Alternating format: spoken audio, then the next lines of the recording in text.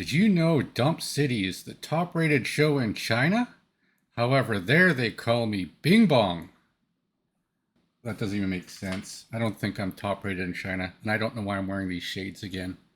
It's like I'm doing some sort of episode on scrapyards, and I work in a scrapyard here, and this is what I'd wear, like a tank top and shades like this. This seems like something someone in a scrapyard would actually wear, right? Can't see a bloody thing in these things though. You know what? This isn't a show about being cool. That's half the internet for you. You just want to watch someone be cool on camera? Go ahead, do that. That's your that's your prerogative. Like, why do you even need more YouTubers? Just take the top three and put them on loop if that's all you're looking for. But here, you got a show of content, a show of substance, a show of high integrity, and maybe it's just a bunch of crap, some of it, but nonetheless entertaining. So, what do we have in today's show?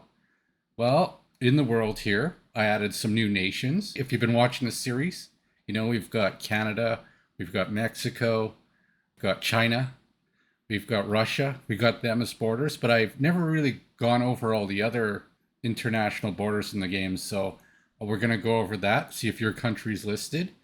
Previous episode, I was advertised a big conspiracy at the start of the episode, and I never got around to it. So the last episode had to do with human experiments or the medical university, and it was just a topic that got missed. So I'm actually going to change the rule of presentation here, and that's another thing I'm going to do here is change a slight thing in the format, and you'll see that at the very end of the show if I don't forget.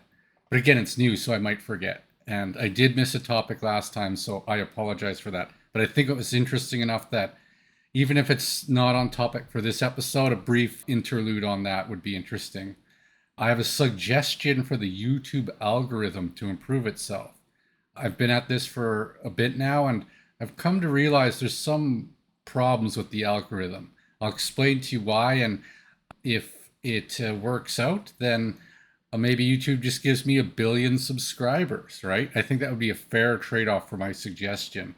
I have an idea for a new e commerce site. I'll tell you about that. A new game mechanic, and a reason why poor working class should run the economy. So, where are we in the world here?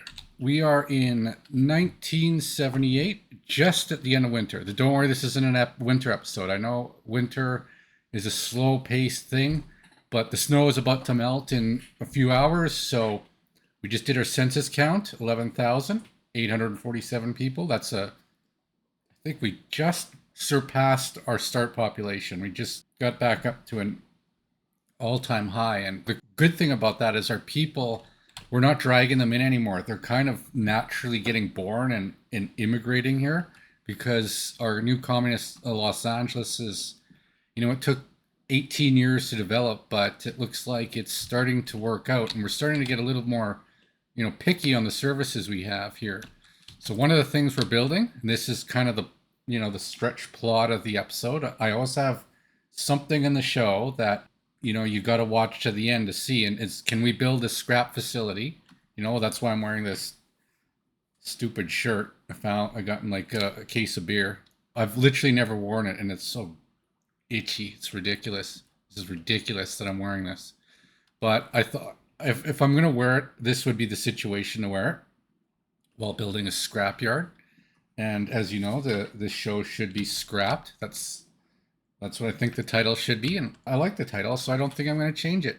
And see if we can get that built on time. I don't know if we're going to be able to man it. I was noticing our bus stop here doesn't have any connections to easily get there.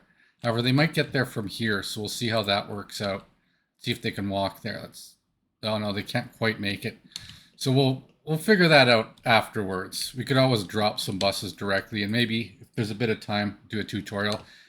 You know what? Let's just hit play here, and I'm gonna walk around the world as winter comes to an end. Let's just make sure everyone's working here. We got LA Home Depot here. Right along the Mexican border. I added that shortly before. I don't know if you watch the news, but that's where ICE agents like to hang out. But we also, I think we'll add our Hollywood construction office here too. Yeah, this way I get little bit quicker. There are other projects still going on in the world right now, so that's what's going to make this challenging is the amount of work days to get it done, and I'm going to have to keep an eye on it regular in this episode because this one, it's a fairly big facility. I haven't queued it up where it's just this project getting done. Like some other episodes, I'm only working on like the radio station or something, so it's a little easier to achieve. I came up with an idea of something to put in this area here. And I think that'll be for the next episode. A bit of a teaser for next episode. We've had this dead zone for a long time. And let's just say it has to do with the fact that our technologies are going slow. We recently actually just discovered a steel recycling here. However, we don't. Oh, see, there we go. We got a problem right away. Why is there no metal scrap going in here? There should be metal scrap. Oh, wow. Wow. Okay. So it ate up all the metal scrap right away. I just was building this offline. I didn't even notice this thing finished. And it's got a bunch of workers. And we don't need this many workers. That's ridiculous. I didn't even realize this was built, let alone the fact that it was fully staffed up. So that's not good. We got enough steel there for now. We don't even have ways to move it out. Actually, let's quickly do that right now. I started moving our flatbeds to Coal Express here. Board Depot, I think I might delete it because I think we can also fit some flatbeds in our dumper facility here. So I'm just going to add one more stop here so that this steel gets delivered somewhere. And it's going to load the steel when it gets over, say, 70%, I think. 70, I think is good. 70. Actually, we could probably go a little bit more than that, lower than that. 60 even. That would be 30 tons. Yeah, and I think we have some big flatbeds. That's pretty good usage of the flatbed there. So once it gets to 30 tons, it'll pick up that steel as a source. We'll change the priority of it so that just got to be ahead of that mainly. So that it'll pick up the steel as a higher priority than it will buy the steel. We don't want to be paying for expensive Canadian steel when we have our own now being made. And we have a big bin here so we can make tons of it. We're going to need to accelerate our technology here. We've got some problems here. Not enough students getting educated, so despite our medical university being fairly well used, they don't seem to know to go to this university. They still want to go to this one for some reason. People are generally happy. I've been noticing our happiness rates are generally well over 70% throughout the city. As you can see, winter's come to an end here. It's still a little chilly outside, so we'll keep the heat going for a bit. Well, I had a weird issue between episodes where I built this dump, and then as soon as it got built, it had a fire. Then the fire trucks went to it. I didn't notice the fire, so I didn't add enough extra workers to put out the fire, so it wasn't putting out the fire effectively. So what basically happened was the fire trucks went to put it out, but they were too slow, and the place burnt down. It collapsed on the fire truck, so it got destroyed, and the fire trucks got destroyed in it moments after it got built. It's back working again. I changed my notifications so that less irrelevant, like I don't want so many irrelevant notifications show up because I just didn't notice it was on fire because I just built it. Like, why would I, it's just a building I wasn't even paying attention to. So now I think most everything's automated here in Houston. Oh, we got a missing covered hull we have to add over here. We need to create another dump here. Let's see if we got any, maybe a temporary one here to put all this extra waste in here.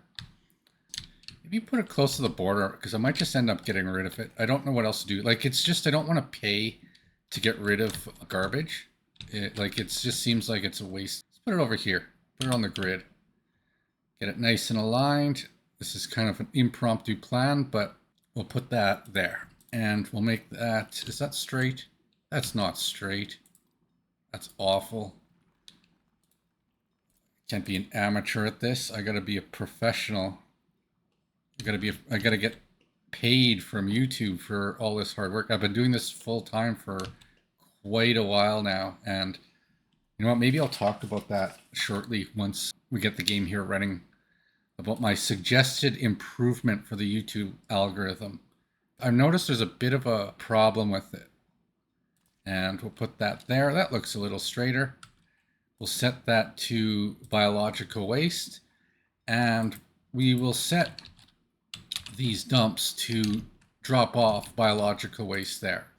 So biological waste goes here, and this one can go here, and we have one more technical services office goes there, and we'll call this I don't know, New Crap City, because this will turn into fertilizer, and then we could sell it or ship it over to Houston or something later.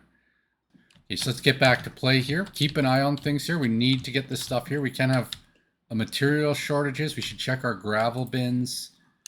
Plenty of gravel. Lots of construction waste here. Let's see if we can get an interesting backdrop while I'm chatting here. Interesting. Just maybe we can watch the people. Make it more interesting while I talk. Yeah, I see the little people running around. That makes it interesting. So here's my idea for a new YouTube algorithm improvement. So I've been doing this for a bit, and as I get started on YouTube, I've noticed that sometimes I'll like put up a video and then I'll notice there's a problem with it afterwards. Like I actually uploaded quite a few videos in the series where there was an audio problem where I wasn't really familiar with the idea of having standard level between videos. And I eventually corrected it, but I have to wonder if maybe somehow people looked at it, didn't want to watch it because of the audio problems. And then I got a low like rate and low subscription rate, and therefore I got scored badly. But then I realized, oh, okay, I'll fix these videos. And I'm still taking some down as I notice them, because there's literally hundreds of videos I've recorded now. And it occurred to me that how come there's no input from me in terms of how I want to promote a video? This doesn't really make sense, because I know there was audio problems in some of them. Some of them had like 2,000 impressions. Meanwhile, I'd make the fixed audio version and it would get half the impressions. So it's giving more impressions to inferior product. That's bad, right? Like if you work at YouTube, you can't just say, well, that's your problem. No, that's your problem, YouTube. You're the one who makes the algorithm. So here's the proposal to allow some control from someone from YouTube to actually improve the quality of their own videos and improve the quality of the algorithm YouTube uses. So it would be a point system. Okay, so, and there could be other uses for this too. So each day, I guess you'd be on YouTube, you earn a point, let's say. And each upload you do earns you a point. Okay, maybe up to 1 a day or something. Maybe 2 a day based on quality rating or something. But then from those points, it would be nice if I could then allocate weight to an upload to indicate, I think this is going to hit the mark much quicker than some other video I do. Like some of them, like I had some videos that went a little bit viral, you know, relative to other things. And I kind of knew they could. Just there was something about it. I was like, I had a feeling, but it took a while for it to pick up on that. And if it can go viral in a microcosm, why wouldn't it go viral in a macrocosm? So what I'd like to be able to do is wait. As I do an upload, I want to take some of those points and be able to allocate it to the upload to stress its importance. See, this isn't like a drop-down list where I just say everything's important. Because there's scarcity in these points, you wouldn't be able to just say everything's your, best video. The long story short of this scoring system, some of them have to be weighted lower. You have to pick and choose which ones don't get the coverage. If I do a show and I clip 5 highlights out of it, the first 3 are going to be better than the last 2, because I get to be, as the editor, the discerning eye. So I'm going to clip and I want to weight the high. I'm going to put all my points in the first clip. Okay. The second clip, I'll put a like average amount of points. The last clip, that's all the points I got, right? So, and maybe the person could strategically bank their points so that they know, like if they're a new YouTuber and it's not like their 20th channel, maybe they could be 3 points, 2 points, 1 point, right? So the default is two, but maybe just this is a very basic test of this. If I think it's above average, I can give it three.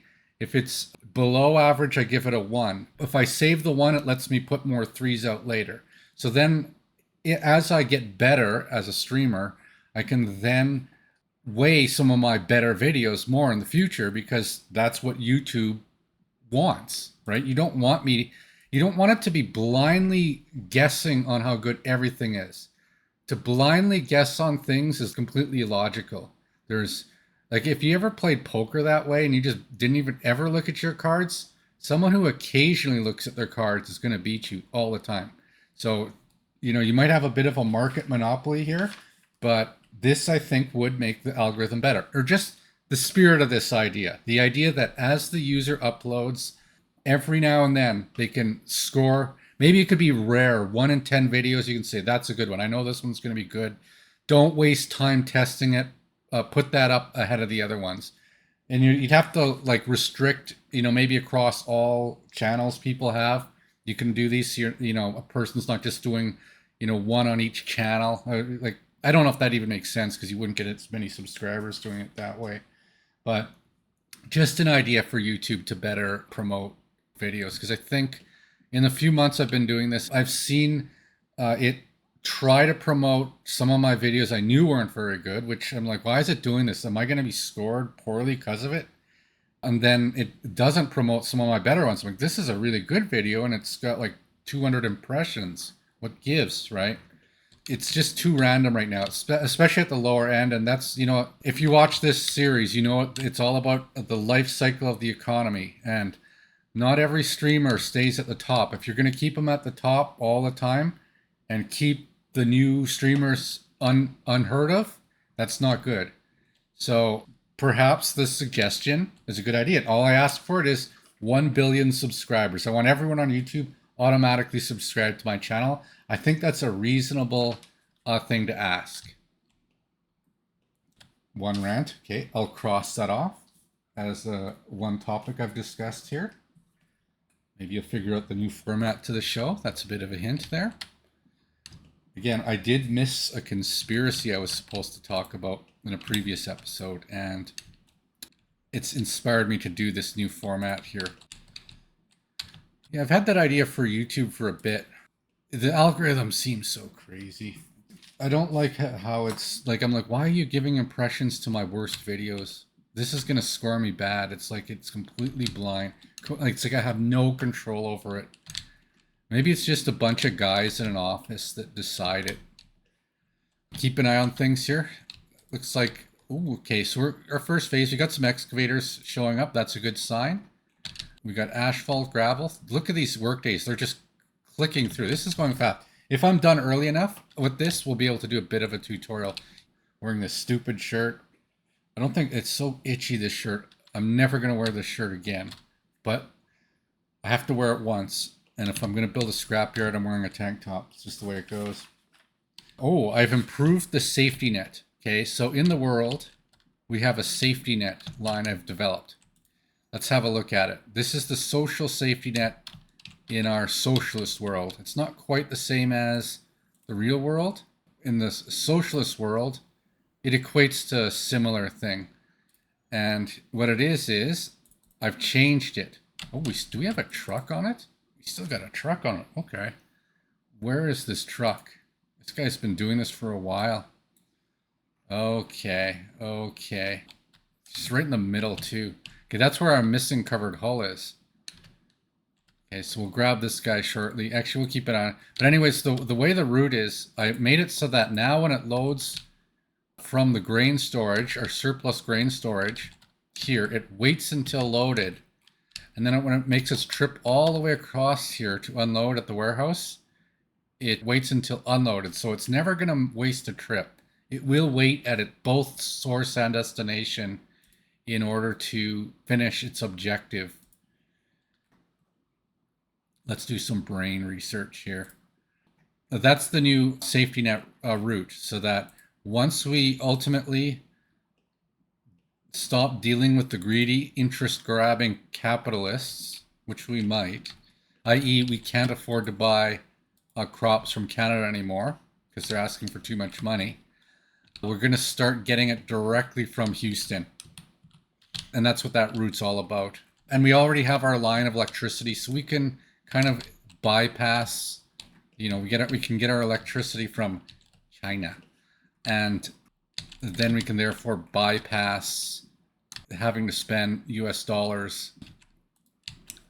So that's the safety net for later. So that's another thing I'm going to cross off here. I've changed one other thing too. I created this distribution office that now delivers fabrics to our clothing facilities, because this fabrics facility, even though it's like getting close to 100 workers, it's reasonably well filled. It cannot make fabric fast enough. I don't know if it's because we're doing lots of repairs and we need fabric at the repair station, but the clothes are worth so much that a distribution office is now buffering it a little bit. I gotta sip the coffee now and then. So that truck, hey, where did that safety line net truck go? Because I want to do something with it. Okay, well, let's pause here. Okay, let's send this guy. This guy can. Okay, so we don't want to be doing this full time. We got some, winter's coming to an end here, or it's come to an end, and these trucks are for harvesting the crops, and that would explain where our missing truck was. So one plot line resolved. Oh, another project we're working on here is, it's built. Wow, things build fast in this world. Actually, let's set this up right too. We're setting up China Maglev. We're going to start building tracks from this end here because we are going to break ties from our greedy capitalist neighbors. So we've got to start building this here. And it's a little inefficient to build a track all the way from the other end there. We built a new China discount supplies. So we used to have a temporary one, but now this is a permanent one. But for now, all it's going to do is it's going to load gravel. We've got electronic components. We're going to also load, wonder where it's bringing that gravel to. Where? Oh, it's bringing it to Amtrak. Oh, that's not good. We don't want to bring gravel to Amtrak. Hold on. So this should not be delivering to Amtrak. We'll take Amtrak out of there, and I'm going to change my mind on this. We'll park this here, and then we'll park it back here. So that should cancel the route. But I do want to add our new, let's face it, Amtrak sucks compared to China Maglev. And we want to put some electronic components, gravel in there. And I think we need steel. So we're going to need a flatbed in there. Oh, so we could probably grab, this guy could go here. And this guy could go here. Oops. We'll hit play on that. And we'll get some goods delivered there. What else? Oh, yeah. So this guy is going to deliver electronic components. Yes, it is. So we're going to start stocking it up, and then I'll send this guy over back to the crop section after. But we also need some steel. So we'll stock it up, and then between episodes, I'll see if I can get this set up. So we'll put some steel that goes there. Let's see. Is this guy going to pick up steel? Oh, this guy's picking up the gravel. Yep, going to China Maglev. Is this guy going to pick up steel? No, because it's not set up to buy steel. That's why. We'll get some steel, and that should activate a few more. So we'll load up some steel. Oh, we need some prefab panels. Let's make this 50, 50, and these will all be 0. Oh, we need fuel there too. We need fuel, but we're going to need to use our Houston distribution office to get fuel to it. So we'll get this all fueled up as well. I bought another fuel truck between episodes too. And we have to add a little bit more here. We're not quite done. We got to add prefab panels, and we've got to unload Prefab panels. Let's get 50% full. Okay, and then maybe eventually we'll demolish our old track builder. Let's have a quick look at it, see what it's doing. I believe I have it heavily manned because I really am trying. It's a really inefficient old one, but it's doing the job here, and it has lots of work to do. So yeah, it's still chugging away here. So we'll get as much as we can build in this area with this old guy, but eventually the new Maglev, we might even move this track builder over there too, so there'll be 2 track builders. Okay, it's loading up the steel. There we go. There's our big truck. Oh, 30 tons. Perfect. I planned that. You want to go over the new nations in the world? See if your nation's listed. If you've been following the series, we've had Canada, you know. We've had Mexico, 2 nearest neighbors to our Soviet America here. We have, as you know, China. And we have Russia. I think you might have noticed Brazil. Who else could be with China, Russia, and Brazil?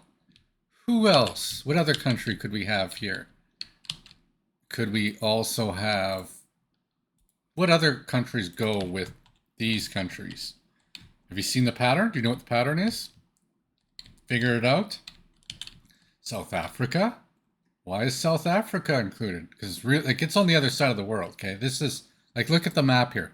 This here is where Los Angeles is. This is where we are right now. We're on the opposite side of the world. So South Africa, and I think it's obvious even further on the other side of the world is India. You know, BRICS, obviously. I think if you saw the first 3, if you couldn't get figure these are the BRICS nations. You know, they're using rubles. Like if you couldn't figure that out, then now you know. Now you're educated on alternate money systems. That money is not centrally world controlled. There are other philosophies of money out there. Some of them smarter than others, and this could be the future, as far as we know. Like China, India, these are all upstarts. They're not declining. Corrupt. Okay, so on the other end we have. Okay, hold on. That's the first. Like obviously, this is the furthest Western ally of America. I think there is no further ally of America, just geographically. This is kind of based on geography, right? So let's work our way the other way around. We go from nearest to furthest. Like Canada's obviously the closest. Like it's equally close. They're like Canada and Mexico both are bordered by the US, right? So just that Canada has a longer border, so it's the closest. Then there's Mexico, and then there's UK, you know. You call it Independence Day in the US. The UK calls it Trader Day, as you know. That's what they refer to July 4th as. Then there's Germany. Here's a fun fact. If it weren't for World War II, German would probably be probably as popular as Spanish in America today. Think about that. 10 years ago, the #1 ethnic group in the United States was German. Does that blow your mind? And still one of the top ethnic groups. That probably blows some people's mind. But they're a little further away than UK, and they're very loyal to the US because the US conquered them. South Korea, very Western influenced, to make sure that, you know, it's the puppet state of the American interests or the capitalist interests to show off to China how superior capitalism is. So South Korea it's an artificially rich place, from what I can tell. It's very flamboyant, very Gangnam style, promotional, just to make people think capitalism works right in front of the socialists. Although South Korea does look like a pretty amazing place to live. I shouldn't say it's a puppet state, but I mean, it's just like all states. The US is a puppet state to capitalists. Capitalists control all the Western nations. It's not even a nation that controls it. It's a private group of people that control it. You know, Nissan, Samsung is a fairly influential group of people that control that. Japan, same thing. The US system got adopted by Japan, and actually Japan won capitalism many years ago. People forget how powerful Japan was. how in the 90s, total GDP was getting close to the US, and the per capita was like over 50% higher than the average American. They broke capitalism in Japan, and it's almost like they've gone to socialism now because they just don't know what to do. It's like, well, we've got everyone sort of taken care of, but you got to be careful, right? Corruption can set in, bad ideas can set in, and as great as Japan is, and this is one place if I had some money, I'd like to spend some time in Japan. I'd like to do a whole Asian tour, stop off in Japan, then go to China, maybe South Korea, all the really amazing cities in the world. But Tokyo, and I want to ride the Shinkansens, and maybe I don't know when the new Shinkansen's going to be built. You know, they're building super duper fast trains in Japan right now, and maybe I can get there just on time to ride it. We got Ukraine. If we got Russia, we got to put Ukraine, right? It's only fair. A little further away. We're getting on the other side of the world here. These are not directly seen places, right? Not quite NATO, but maybe they will. Who knows? I don't want to get too into the politics of this. I know there's some people who are very vocal about Ukraine. Hopefully they have peace and they get their stuff together. What do we got here? New Israel. Okay, this is the solution for the Israel-Palestine. This is the two-state solution, right? Like, think about it. What is Imagine if the U.S. states all fought with each other, thinking they were the nation. It's ridiculous. Like, it's just dumb if you think about it. Like these, it's a grant. Have a large parcel of land and create different states. You could have a Palestine state. You could have multiple Palestine states, and you could have multiple Jewish states, multiple of each. You know, they're not everyone's the same. Even within the ethnic groups, everyone has variations, just like the United States. Whoa, wow, what an idea! So, New Israel's there, obviously, and Australia, the furthest place in the world. And this is where, if you study your history, indigenous population here, and the British people sent the criminals. And now you have a culture that is interesting. I think Australian people are very interesting, very unusual culture they have. It's almost strange because it's somewhat isolated. Like in most, can you like how many large continent nations are there out there with literally like even the nearest islands aren't that close. You got New Zealand, but it's literally a giant island state.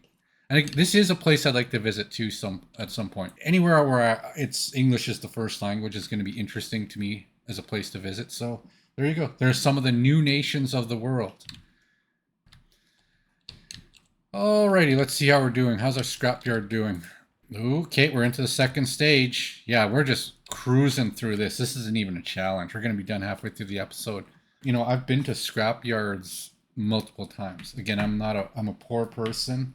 I can't afford, truck parts. So I just go to the scrapyard and get them. Sometimes, like, it's not, for some things, for like big body parts, like if I actually replaced the back panel of my truck myself by getting it off another vehicle in a scrapyard, painting it, and you wouldn't really know unless I told you that wasn't the original part.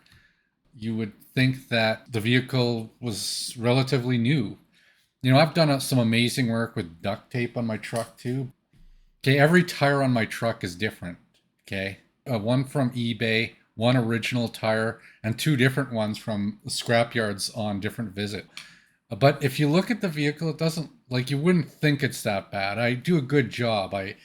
I'm good with the aesthetics of it. And scrapyards are fascinating. Like I took some pictures. I put it on Facebook back before I realized Facebook was basically a scam, and it's just a tool for the capitalists to monitor you and to sell to you, and that if you're not one of the in group, that your posts don't get seen. I didn't even realize my posts weren't being seen for a while, so I eventually just stopped using Facebook. But I took some pictures of like trips to scrapyards, and it's just fascinating stuff. Just what you'll see in a scrapyard. I haven't done the big big, real American conspiracy. And we'll do that eventually. I won't miss it because of this new format. And then I'll explain the new format at the end. And we'll see how smart you are. Are you a smart person? Are you above average IQ? I bet you all my viewers are above average.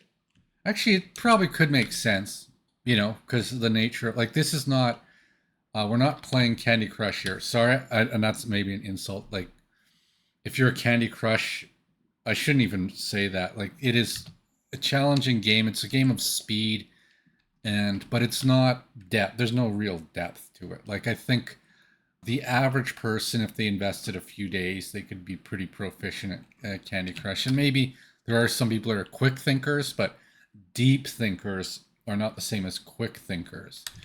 And, IQ is usually measured by depth of thought. Although there is a time limit with many IQ tests, but not all IQ tests. Like the Mega Society IQ test has no time limit. It is purely an intellectual test to see if you given infinite time, can you solve some of these problems? If you've heard of the Mega Society, I don't know if they've still publicly advertised. It might be out there on the internet somewhere. But if you want to prove yourself as an actual smart person, do a Mega Society IQ test, and you will understand the difference between quick thinking and deep thinking. Because I've seen some of the questions they ask, and they are not quick things you can solve. You will have analysis paralysis when you see some of the difficult questions that genuine smart people get asked. But as for this show, I'd say definitely above average intelligence. If you're watching this, you are smarter than average. That you at least question things a little bit more than someone who just follows the rules and does things as quick as possible.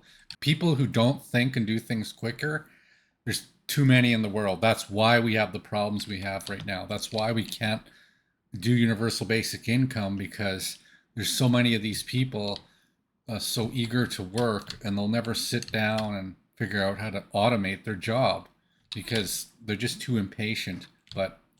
And this is true in software engineering too. As you know, a previous career as a software engineer. And again, you don't start off as an expert. You learn over time, but being incredibly organized is a trait to being a software engineer. And it's not about how fast you do things. It's about how well you do things. There's usually stages to it. Gather information on the nuance of the problem. Sometimes you're assigned a bug, and it ends up being that it exposes something at the deepest thought level doesn't make sense, that there's a design flaw. I've had numerous of those where I was assigned a bug, and then I looked at it and realized, oh, this is much more than that. This is a flaw in the thinking that originally spec'd it out. And I pointed out the flaw. And then you have to go through meetings, you got to go through management, and eventually they change the way the process works. And a good software engineer is willing to do that. They don't just go, that's not my problem. Bad software engineer just disregards responsibility. Like, if it's someone else's thinking error, they take no responsibility for it. And if you're one of these software engineers and you're not paid very well, could be why. Then there's people like me who are also not paid well, not appreciated in any sense. So I quit working, and I never applied for a software engineering job again, because I have other skills too, at least some video editing skills and video production skills and some gaming skills. Let's check it out here. Ooh, we're going to be done here soon. We're going to be done. This episode's got a nice pace to it. Hopefully nothing else too bad. The thing that is stressing me out a little bit is how the workers are going to get to work here. Let's see if we can send 2 workers here to our steel recycling plant. Get this a little bit more sensible.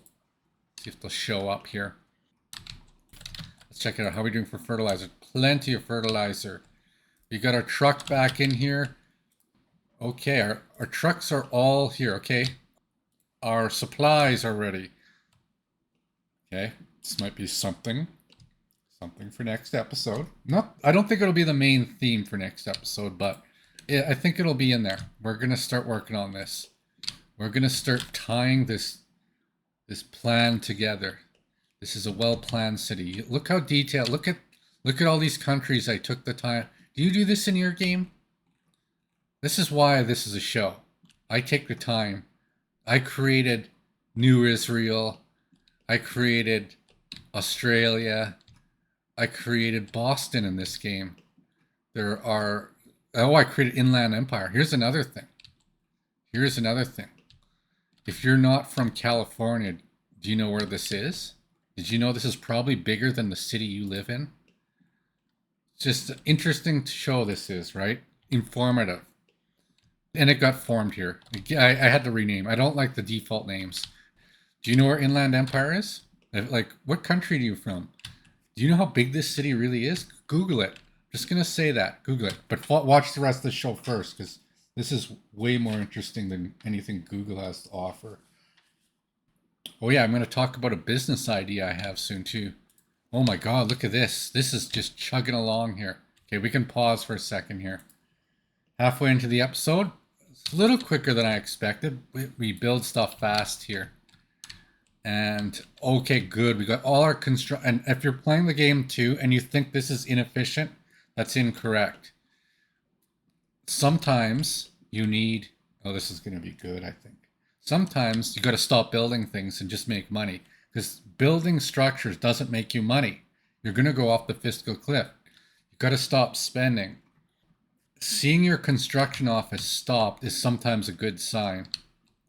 Furthermore, you want to inspect the condition of your vehicles, especially older ones. So what you do with those vehicles is you scrap them. Okay, so here's a bit of a tutorial on the scrapyard. Okay, so you'll notice I've put it right beside. Okay, here's our vehicle repair station. I did a lot of repairs between episodes, so we don't have too much stuff to repair right now. I like to keep the scrapyard, and I did do this in a previous game. I did build a scrapyard, but I built it way too early. So I built the one here with tracks because our train here, and it was a very, very expensive investment.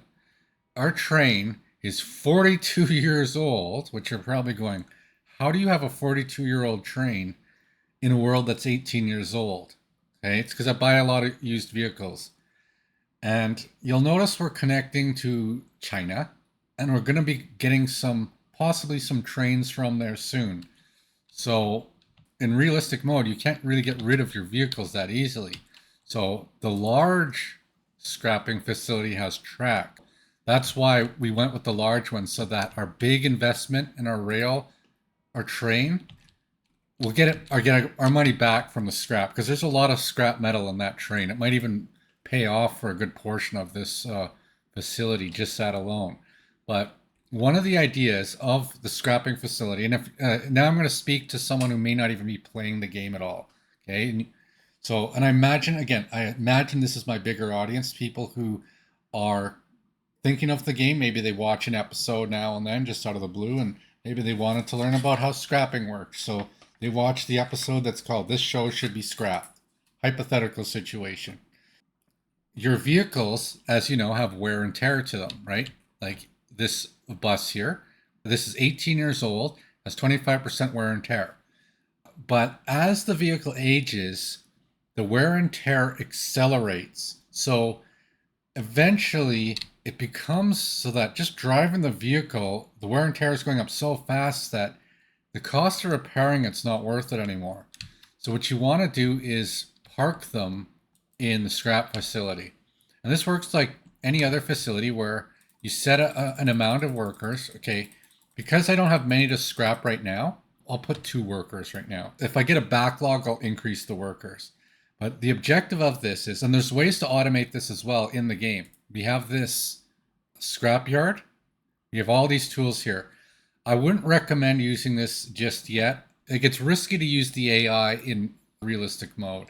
Maybe if in the easier modes you could get away with it, but if the AI accidentally, like let's say you only have a single train and it's 42 years old and it goes to 40% or 50% wear and tear, and it does that automatically. You don't have your next train ready and you don't have the money for it, or like, I don't necessarily want to buy the same train. This is a 1930s model train.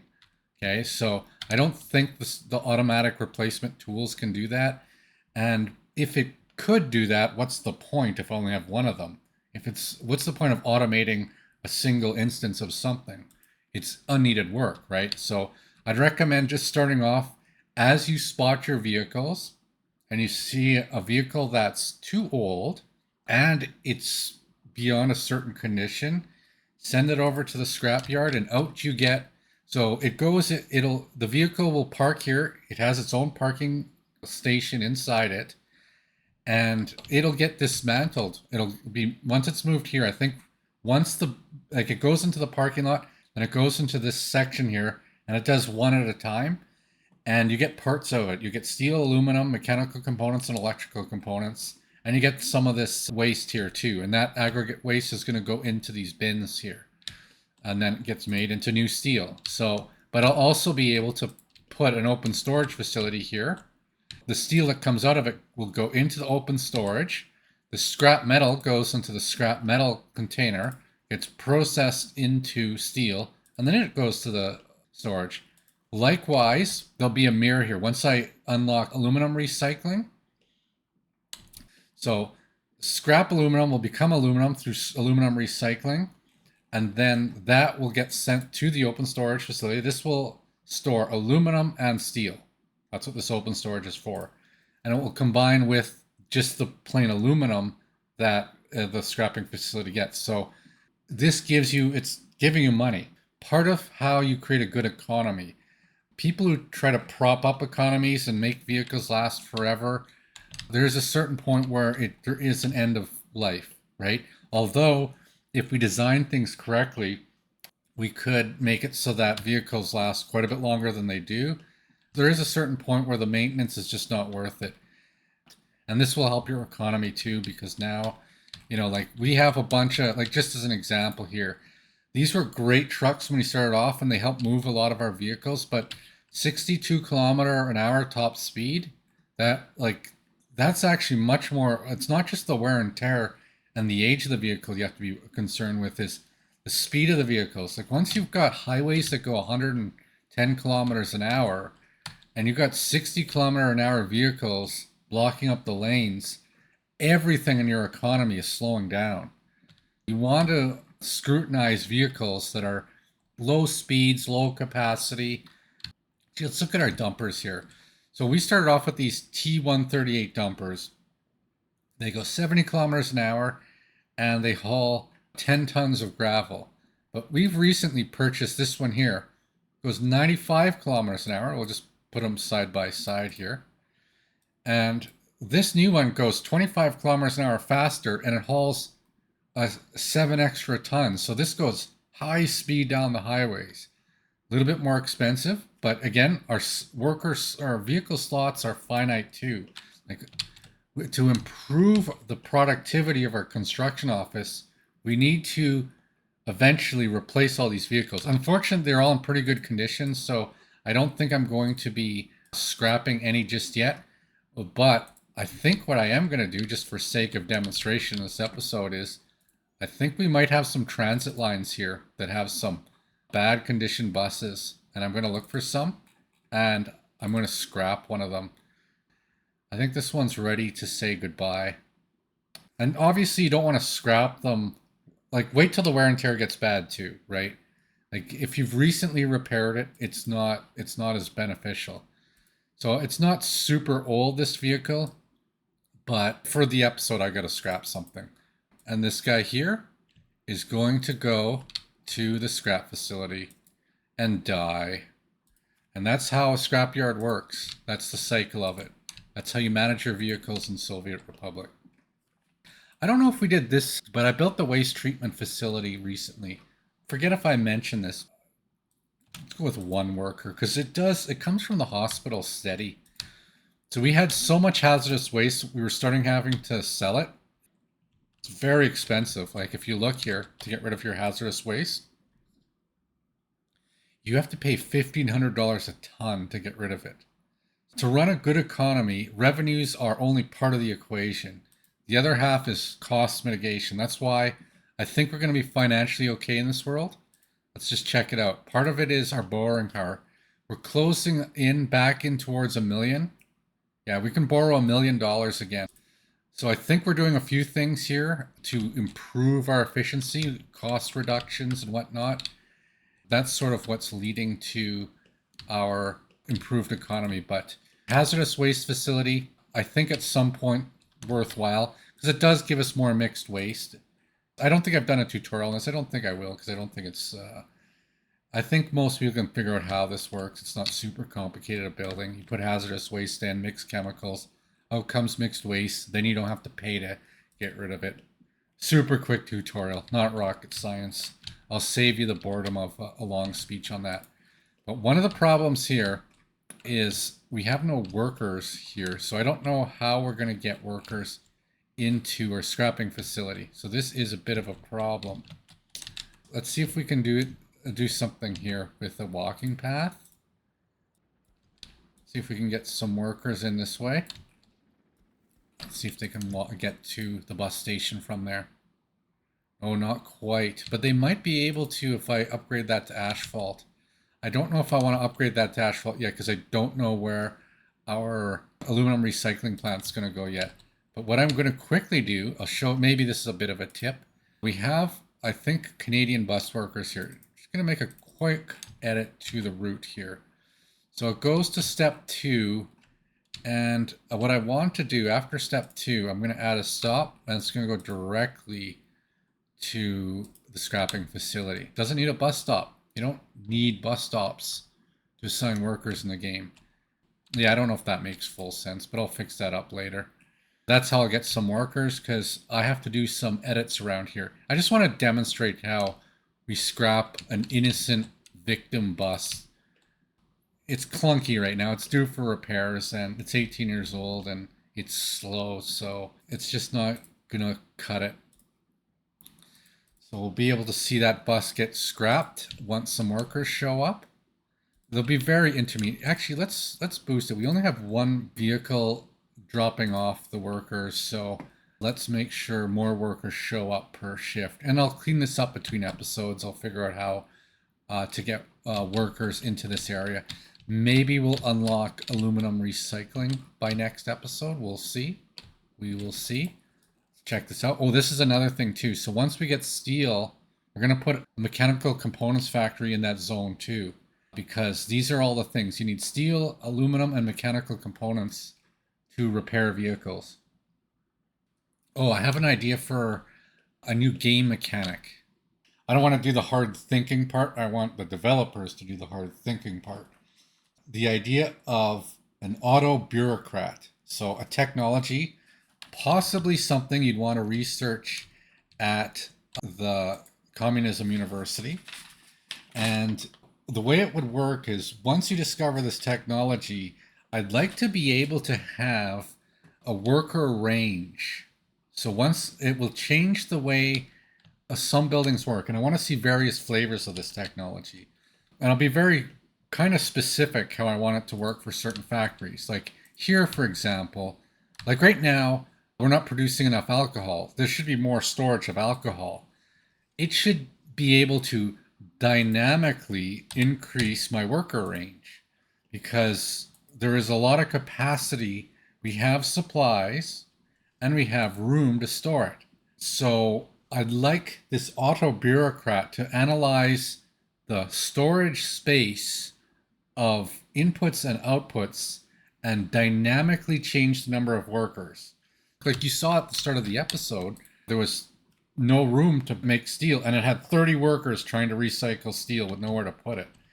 Auto-Bureaucrat should be able to look at industries and dynamically switch the number of workers. Maybe it's fully automatic. You don't have to specify anything. You just check it off and it auto assigns up to maximum, right? Based on supply and demand. So that's how it would work for industries. I think another technology that would be cool, maybe in the same branch of the bureaucracy branch of the Communist University, would be the services. So things like whenever there's people waiting for services, Let's see if there's any waiting anywhere here. I think we're pretty efficient. I think this museum sometimes has issues, but it will dynamically, once that technology gets unlocked, you don't want to be creating 45 jobs in this mall at this, like when it gets first built. There's no way it needs that many. The city won't be big enough initially to justify it. And then, as you know, if you mismanage your economy, you have too many people working in one area, you don't let old industries die and you just keep them alive through corruption, like the government does. You go off the fiscal cliff, you turn into East Germany, right? So I think that level of bureaucratic management would ensure the survival of a republic, that it doesn't misallocate the workers. So the services and the industries for sure, the two different flavors of technology. Maybe you could have a utilities version of it as well, where, for example, water, heat, and maybe sewage processing, maybe electrical production, things like that. So like 3 flavors of this technology I think would be really cool. And is there anyone out there who wouldn't want these features? I would love them in this game. Like, I don't think it's cheating the system too much. You could still have some hard locks, and the technical details how the interface for that would work, I'll let you figure it out. It can still, I'm okay with it being a little bit in style of the Soviet bloc issues where it's kind of clunky at times. That would be I think, very popular. I don't think it'd be super hard to program either. I think it'd be like it might take a week, maybe 1 week of dev time, and I think it would add a lot to the game and make things a lot less frustrating. Like if you buy a fire truck, for example, and you send it over to a fire station, it makes it like it just by default goes to max workers and your entire economy collapses. Buying a fire truck shouldn't collapse my economy. I think it should be a little bit smarter than that. That people should know that, you know what? Yeah, that doesn't make sense that one fire truck should flag that all workers in your nation work at the fire station, right? I think the AI could do that a little bit better. Doesn't have to be super accurate, just something that where it's a little bit of automation, right? Let's check things out here in Houston. How are things going? Do we have enough fertilizer? Still tons of fertilizer. We don't have much going on over here. And now that we've stocked up our China Maglev here, then I can, at least between episodes, come up with a plan to start building some tracks. Once the rail system's built here, this is going to be very cool. Like, just a quick explainer here. This will tie in our 2 zones. Like, the rails will go from Los Angeles, not in a straight line, go this way here, through here, around the city. A great innovation. Don't build your tracks through your city. It seems like it's a bad idea. And we want to go all the way up to here. Dump City. Could have some sort of station here. And then it goes to China. And then it goes back around to Houston. And this is where we will be able to eventually pick up our crops. That's why we have our safety net truck line, because it's going to be a long time. Because even with a fast track pillar, this can take years to build this. And we'll also be able to pick up mixed waste from maybe a season 2 project where we develop San Francisco.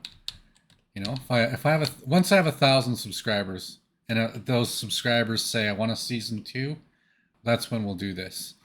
So this will become a dump for it, and it will then bring more mixed waste around into Dump City. And just because we have one general separation facility doesn't mean we won't have more. And we'll see how big this dump can be.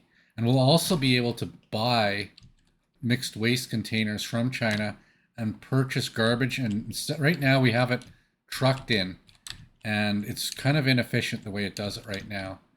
So we'll be able to train it in. Right now we have this route here, and it's so bad. It's creating unneeded traffic, but a train delivering the trash into this big dump here, that's the future.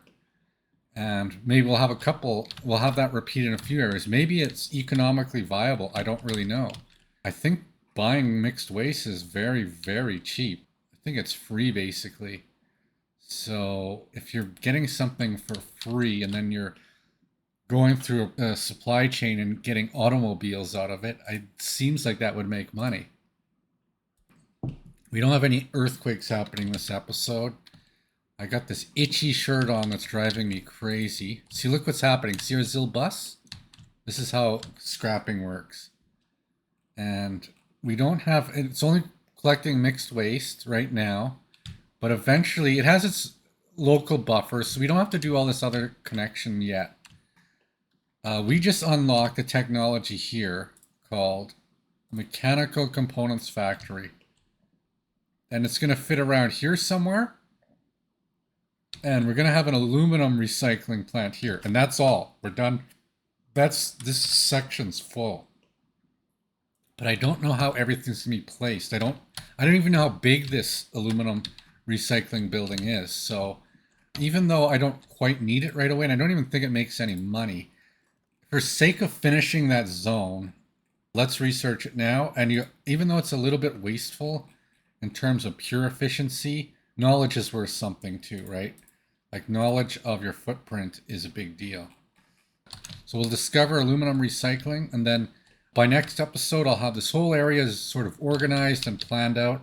Ways for people to get to work. I might have some elevated footpaths, everything in this zone.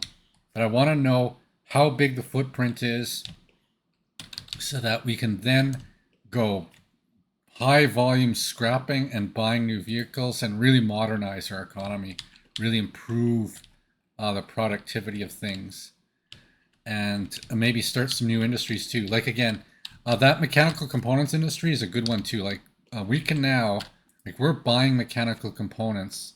They're $1,500 a ton. So we'll be able to make those soon too. Like, Coal Express currently is set up to haul away surplus scrap so that, it doesn't waste and plug up general separation. But eventually we could use it to drop off scrap.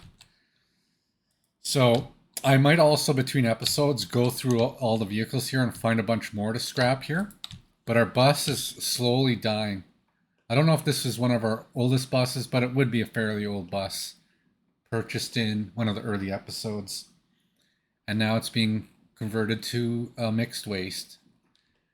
And soon we'll be able to buy some very fancy buses. And once I lay this out too, I'm going to sort of reorganize the bus routes in the city. Okay, let's talk about another topic here. Too much game stuff.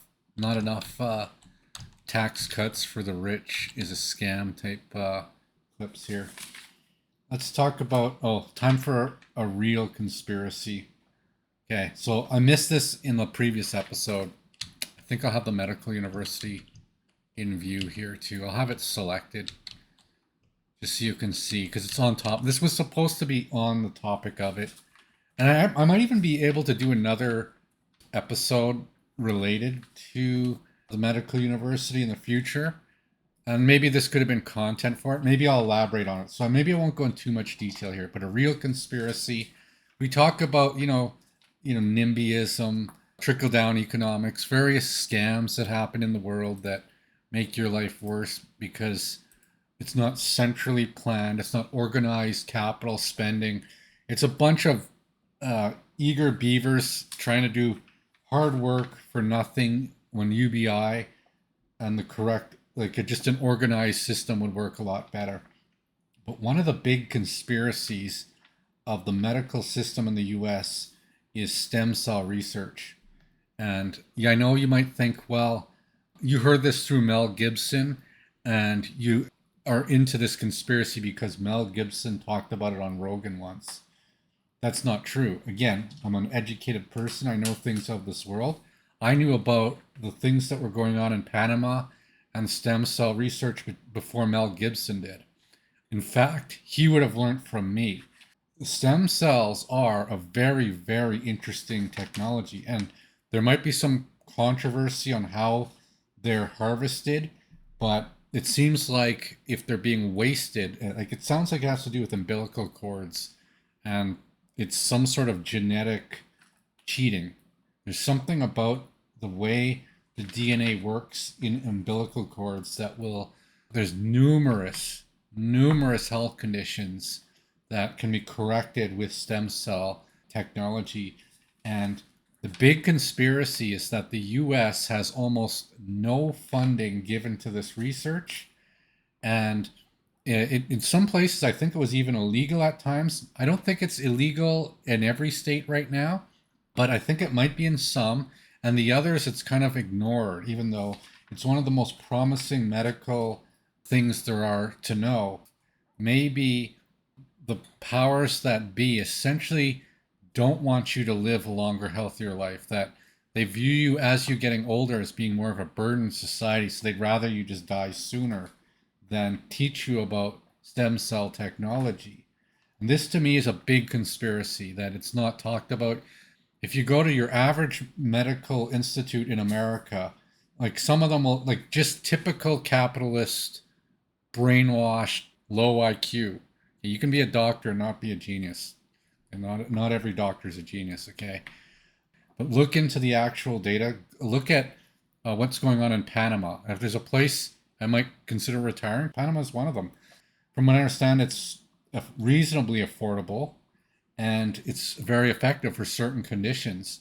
And if you want to live a health, it's not just that you'll live longer, your life quality will improve through it. So it is a big conspiracy how this is not actively promoted in the US. Maybe the very wealthy know about it and they don't want to share this information with your average consumer, but it is quite frightening how a wealthy country doesn't advertise the importance of longevity and quality of life to its citizens. But we know that a lot of Western nations, they're not, they don't care about their citizens is what it comes down to, and most citizens just accept whatever breadcrumbs their masters throw at them. Maybe if you want to go deeper into the conspiracy theories, why are Americans afraid of DNA manipulation? Right?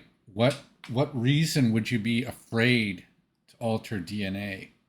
There's some ancient alien theories on that. I've never talked about ancient aliens on this show, but I will in the future. And I have to wonder if there's some proponents, if there's some ancient beliefs that you shouldn't be messing with DNA, that only certain types of beings are allowed to alter DNA.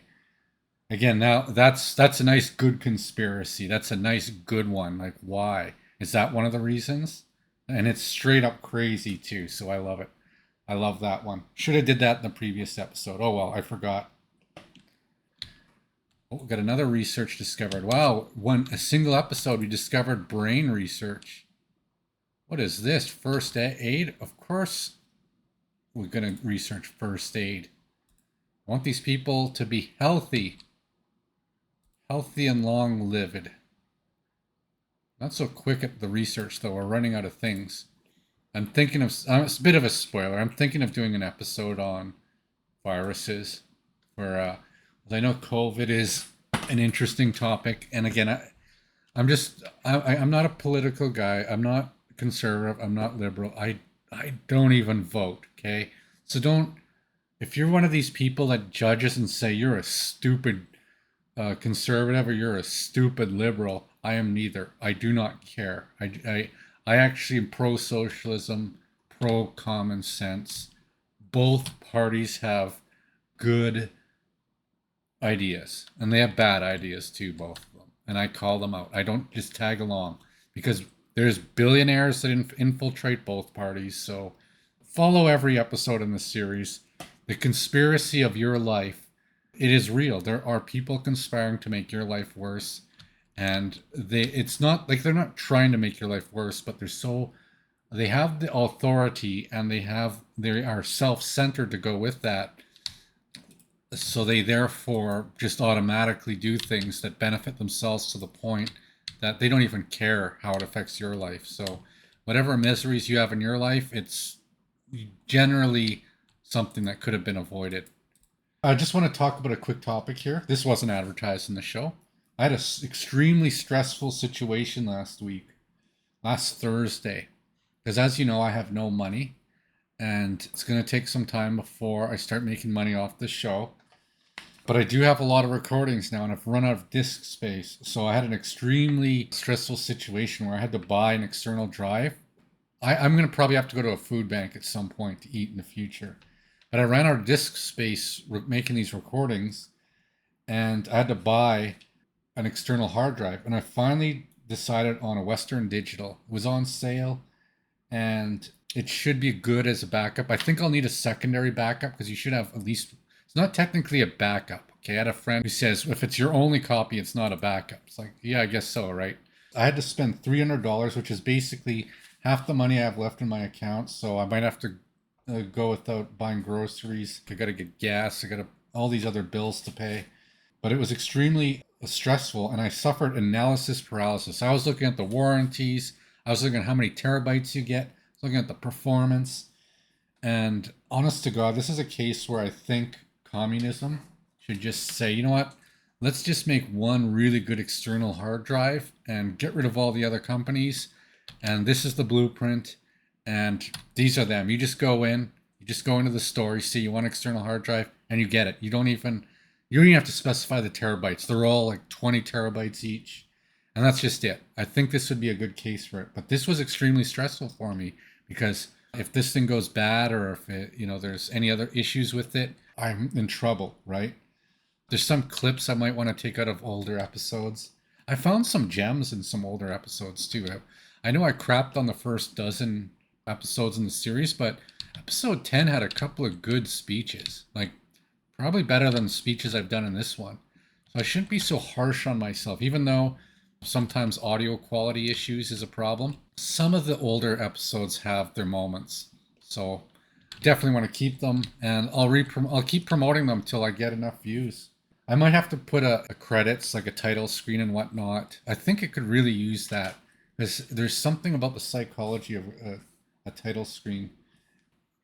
It's two ways to retire early. One is to make a lot of money, and the other is to know how to not spend much money. And that's in my life, that's one of the things I figured out is how to get away with spending very little money. I don't have a 9-to-5 job. I'm not interested in applying one either. I wouldn't fit in very well. I would point out too many problems with the system, and eventually people would be sick of it. And I don't play along with the facade of a lot of companies, the pretend economy they serve, right? But I do still work. I do just as much work as anyone else, maybe even more, but I have the freedom of doing it when I want to do it. I do have stuff to take care of. And I do have a business idea that I'd like to talk about before the end of the episode. And it's a real good one. I'll just say, here's a quick spoiler, so you watch the last bit of the show and you don't, you say, oh, the scrap facility's built. I don't have to watch anymore. You can see how it works now. It's taking your bus and it's creating materials out of it. The spoiler is that I want to compete with Jeff Bezos with my idea, because I think I actually had an e-commerce site when I was younger I mentioned in an earlier episode that didn't get funded like Bezos. I didn't have rich mommy and daddy, the connections they had to get the funding. I had no one. Definitely not the same. Bezos's website is garbage. Well, not total garbage, but the website I could do better. So that's a spoiler for what you're going to see. His competitor. Let's get back to the game here. Don't want to end the show too early. There's just two other things I have to cover, because I did also say I'm going to talk about why the poor working class should run the economy. I think maybe I've kind of covered some reasons why in this episode already, but I'll articulate that a little bit better in an organized speech. How are things going here? Are crops growing good? We got growing. Yeah, it looks like they're growing. Lots of growers here. Not harvesting anything yet. We got fertilizer. It looks like we're just sort of waiting around for stuff to happen here. I think all the vehicles around here are pretty good condition. Well, some of the vehicles I might want to scrap are these snowplows, because some of them suck. They're slow and they plow slow. Like, they plow slow and their idle driving speed is bad. Okay, these are both good plows here. They go 90 and 95 and they plow at 39. and 38. I think our vehicle repair shop here, we're going to be doing very, very few repairs in the future because I think a lot of our vehicles are just going to get scrapped. So the activity of this, like we were making do, we really got our money's worth out of this vehicle repair station. Many a time there was 30 workers here, and I've had situations where this whole parking lot was full doing repairs. Like we want to scrap them now. We want the materials. We want the money from it. Okay, I want to tell you why the working. Okay, let's get a good backdrop here. Why the working class? No. Okay, let's borrow some money here so I don't get distracted with having to do bank stuff in between. We'll just grab some rubles real quick. It just does a save and borrow some money. Oops. Borrow the money. Okay. I've got my notes in front of me.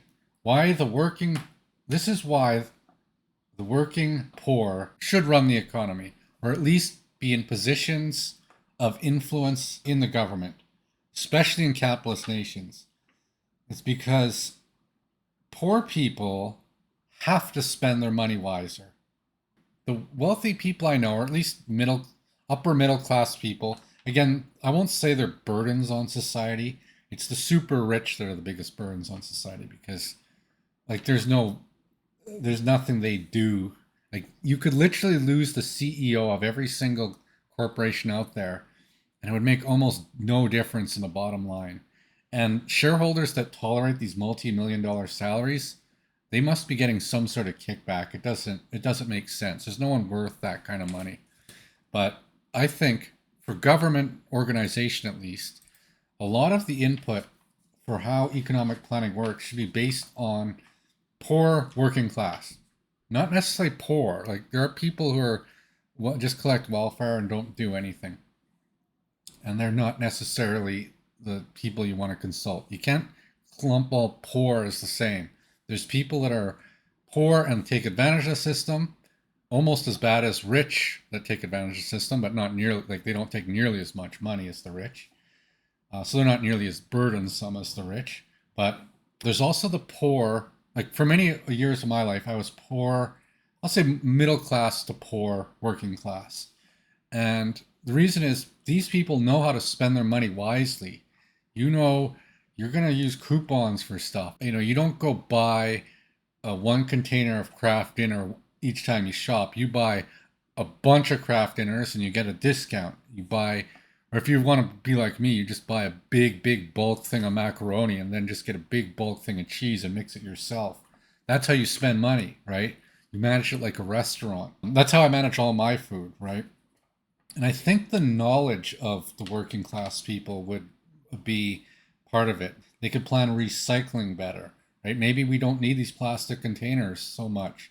Maybe they could come up with ideas on how stores could have refillable containers. You just and it's way cheaper that way too, right? It's not even about the environment. It's about saving time and money because you have to deal with recycling the way it's dealt right now. So it seems like it's overly complicated. And from what I know, it's rich people that make all the decisions in planning the economy. And half the stuff they do is to get you to waste money serving their businesses. So one of the big reasons why I think poor working class people should have a lot more input on all committees, like they should be mandatory that a certain percentage of people at least have a background of it. I think I'd make a good advisor on an economic panel, but anyone who's had the misfortune of being like the victim of a capitalist should be able to input how economic planning works, recycling, and just really think about it. Maybe give them an IQ test too, just to get the smart poor people who know how to. They don't waste a dime, right? And again, there are lots of wasteful people. Usually, most of the wasteful people are rich because they don't have to think about it. If you have a neighbor or someone who takes care of their house, but they're paying other people to do it, that's not them doing it. Just so we're clear here, right? It's not like they're hardworking, maintaining their property. No, they just got a lot of money and they're passing the stress of the thinking to someone else. The truth is, someone has to actually do the work at some point. And I think that the poor working class needs a higher representation. I wouldn't go all of them because you need some people who directly work with the industry in your full communist team here, say what can and cannot be done. You might need some bankers involved in this whole process. But overall, the way it's working now with this top-down, rich people make all decisions, it's not working. It's the stupidity of it that's overwhelming, and it's causing economic collapse. And as you know, the U.S. is about to go off the fiscal cliff, and all the problems you're seeing in the US today are directly caused by this stupidity at the top. That's all it is. So that's a proposed fix. Okay, that's one other topic. And then last we'll do my business idea. Been recording for quite a while here. The show has to come to an end. We'll see if we got a bus. Our bus is gone. Our bus has disappeared. It's a pile of garbage. It's just a bunch of mixed waste. I was hoping to get more scrap out of it. I don't know why. Maybe it was too old. Maybe it's random. But look, if you hover over it, look at all the metal scrap in it. So we'll get scrap out of that. Eventually, we'll get a truck to pick that up, and it will deliver waste to general separation, and it will get us our scrap metal out of there. Let's go down to 2 workers here. Yeah, we don't need the heat so much. It's 24 Celsius. There might be the odd cold moment now and then. Let's go down to 6 here. And then shortly we're going to not need any heat at all. Probably I'll turn it off shortly after the recording here. This shirt's so itchy. I can't believe I'm never wearing this shirt again. This is so stupid to wear this shirt. I'm not even tanned. Look at that. Look how white I am.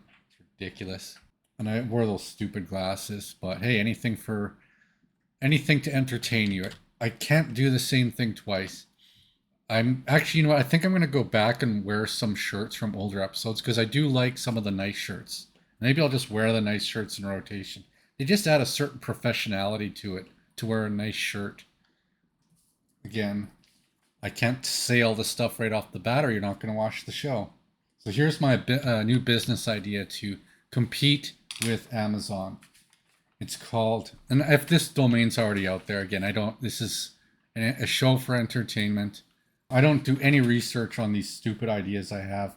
I just say them because I think they're entertaining. You're here to be entertained. I think it's more entertaining than Rogan on average, because I'm just consistent. I don't have any there's a couple of big moments. You watch enough of these episodes, there's some big moments. Here's my business idea. No, I want to cut this out here. This is a thing that needs to be done. Here's the big business idea. Amazon.com, I don't like the interface to it. I think that there's too much confusion when buying products. I don't think it's well organized. And I don't even think Amazon is the biggest river in the world. But you know what the biggest river in the world is? The Nile. So Nile.com. This is the website I want to make, and it's a replacement for Amazon. And we need some bankers involved in this. We need to get a hold of some of these warehouses. But the whole idea is to create good software and a good website that has less stupid policies. Like Amazon, one of Amazon's policies, believe it or not, is money back guaranteed no matter what. So a person can buy something, break it, and then return it, and then the vendor has to pay for it, and then the vendor gets nothing, and then eventually the vendor leaves, vendor goes bankrupt, the whole thing collapses because it doesn't make sense. There should be some onus on the customer, at least maybe you can do one mulligan purchase per year, that's it. That would be one of the rules for Nile.com, but the trade-off is you would have better prices. Things would be cheaper on Nile.com. Furthermore, the filtering would be better too. You would be able to actually find products, like if you do a search for, a hard drive, USB hard drive, you're not going to get a whole bunch of, 1,000 USB connectors unrelated to your search. And the way it would show things, you'd actually have hard criteria to filter things. So things like disk space would actually be reliable criteria. Like right now, you can have a 14 terabyte drive tagged with 20 terabytes, and it will show up in the 20 terabyte list. And like this, it just putting the words in it, it needs hard tags. That's the fix. Now, knowing Jeff Bezos, he'll probably just steal this idea and realize it needs hard tags, and that's the flaw of his thing, and that my idea is better than his idea. And he'll give me no credit for it, and he'll give me no money for it either. So it's probably not going to work because of that. But if you think Nile.com, just this idea of strict filtering, like products will have well thought out, well defined criterias, and vendors will be obligated to understand how to set those with their products. One of the reasons why Amazon works the way it does is because the people who manage the stores in it typically don't know much about the products at the level of the engineers. Like, let's say something has to have a CSA certification or some certification, and a person doesn't know what that is with their own product. They'll go, are we CSA certified? You will be obligated to know this and flag it in Nile.com. Okay, all the required things like this. And it'll be strict. And if you don't know how to do it, you can't just type it out in words, then save the block of text and an image and say, this is it. It will do that as well, just, for other wording reasons. But it will also do a hard save of the flag set on the product itself, making it much easier to filter. The idea is to cut your search time for products in half and your ability to find the best deals in half. Right now, it's a monopoly of financed businesses that get all the preferential treatment, and those that know how to game the algorithm. And you, the customer, suffer because, like, you know what I'm talking about. You've been to Amazon. You want to get like you want to buy like you want to get a computer monitor, and you want to make sure it has HDMI with, say, 2 connections. So a hard criteria would be monitors must specifically list how many they have. And if you do not have it set, your result does not show. See, Amazon will show it anyways. That's the thing, that if something is not set, it will say, well, you probably wanted one, so we'll just show the ones with 1 at least, right? But no, if you do not specify it, you do not show up. So it's very strict on the filtering. This way you don't get 100 pages of results. You get a dozen to pick from, right? A dozen good monitors. There could even be limits. There'll be some control on vendors that it's only the top 12 that show up, the top most popular ones. And they have their information set, because we want the consumers on Nile.com to have the ultimate shopping experience. You want to be able to you want to be able to buy things and not realize, oh, I didn't realize there wasn't, I wanted 2 HDMI connectors. I didn't realize it didn't have that. Oh, whatever. Like, every product has its well-defined thing. And right now, the geniuses at Amazon just think a block of text is good enough. Now.com, I think, is going to be better. So that's my idea.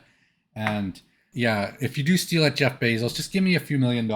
We'll say it's square, just for the idea of rigid filter criteria, enforceable. Your product doesn't get found if you do not specify, and does put some onus on the education level of the vendors. They got to know what they're selling. I think that would be an improvement. And if you don't do it, Now.com comes out if I don't see it on Amazon.com. Yeah, and $5 million will be good. All right, that's the second last thing I'm going to talk about in the show. My business idea, Nile.com. I think we're going to shut down our heating plant completely now. We're going to close it. It's closed above 0 and closed above 0 here. So here's my new presentation rule. Okay, just so you understand, when I do this show, I have notes. I'm going to cover up some of them. Maybe you'll get some spoilers. When I do a show, I write down the intro line and I skim over my notes. And over the episodes, I've gradually improved the way I do this. So the thing I'm doing now, and maybe I'm going to do this in every episode, is see this? I'm crossing off topics as I go over them. This way I won't make a mistake. This way, if you want to hear a conspiracy theory, you're going to hear the conspiracy theory. And I won't forget by crossing it off. Then this way, like, otherwise I'm scanning over. I'm like, which one did I do in the show?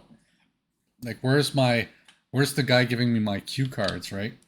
I have to be that guy, or at least to go over the topic. So, and maybe you saw some things there in that little piece of paper, what's going to come. I won't say much more than that, but that's the new format, and that itself is going to get crossed off. The new rule presentation was on the bingo card, and I'm going to cross it off. So I think that's going to be it for the episode. We got to learn a thing or two about scrapyards.